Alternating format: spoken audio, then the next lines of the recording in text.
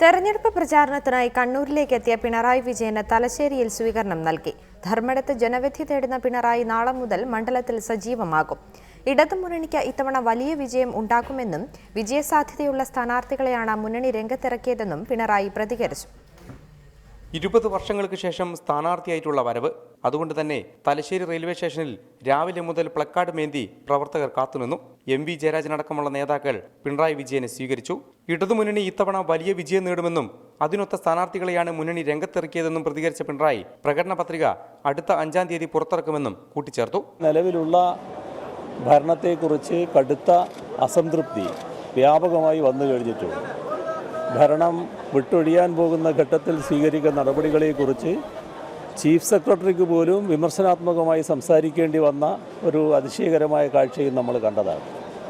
അതോടൊപ്പം പുതിയ ഇടം തേടാൻ നോക്കുന്ന വർഗീയതയെ കേരള മണ്ണിൽ ഇടം കൊടുക്കില്ല എന്ന വാശിയിലാണ് കേരളത്തിലെ ജനങ്ങൾ നിൽക്കുന്നത്. ധർമ്മടത്ത് ജനവിധി തേടുന്ന പിണറായി വിജയൻ നാളെ മുതലായിരിക്കും മണ്ഡലത്തിൽ സജീവമാവുക.